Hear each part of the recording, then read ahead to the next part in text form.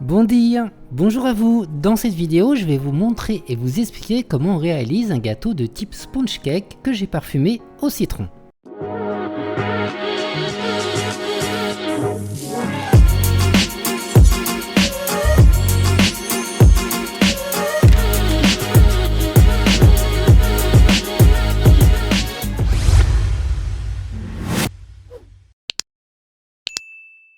Avant de commencer la recette, pesez bien tous les ingrédients. Ici, j'ai du sucre, j'ai de la levure chimique, j'ai du citron, j'ai des zestes de citron, j'ai des œufs entiers et de la farine. Vous retrouverez toutes les quantités en espace description. Juste avant de commencer la recette, n'oubliez pas, c'est très important d'être en place. Donc ici, on va beurrer préalablement avant de lancer la recette notre moule à banquet. Donc c'est un moule à génoise qu'on va donc ensuite ajouter de la farine et on va bien répartir, on va chemiser donc le moule complètement avec la farine. Il faut qu'il y ait une fine couche de farine, donc faites attention, il faut bien tapoter en faisant également attention de ne pas mettre les doigts à l'intérieur, sinon votre biscuit après cuisson risque de coller. Donc ici, je tapote bien et regardez, c'est parfait, c'est lisse, c'est carré.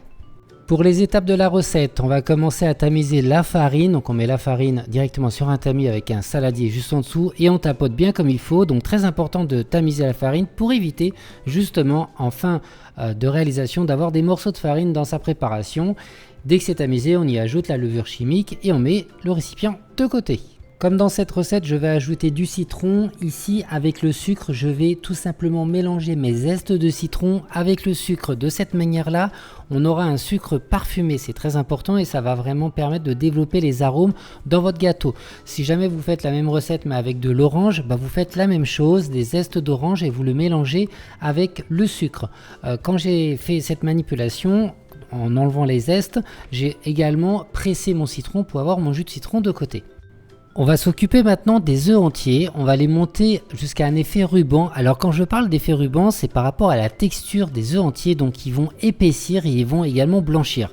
Donc pour ce faire, on va le monter dans un robot au fouet et on va y ajouter notre sucre parfumé au citron progressivement. Faites attention, ne mettez pas tout d'un coup, sinon le sucre va mal se mélanger. Et ensuite, vous allez toujours monter, au moins 5 bonnes minutes. Voilà le résultat attendu. Regardez, vous voyez, là je soulève et quand on laisse tomber l'appareil, ça fait un effet ruban. En fait, ça tombe en ruban et c'est pour ça qu'on appelle effet ruban.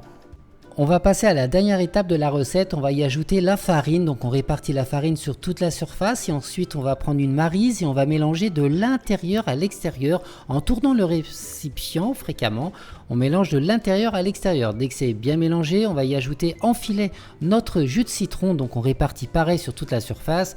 Et pareil, on va mélanger de l'intérieur à l'extérieur en tournant le récipient. C'est très important de faire ce geste pour harmoniser le mélange, pour avoir quelque chose de bien homogène.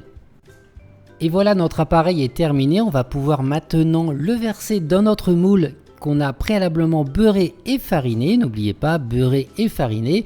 On va verser la totalité. Si jamais vous en avez trop, vous pouvez remplir dans 2 moules. Ce qui est important, il faut remplir à mi-hauteur. Allez, un petit peu plus que mi-hauteur, ça ira très bien. Mais pas plus car ça va évidemment se développer en cuisson.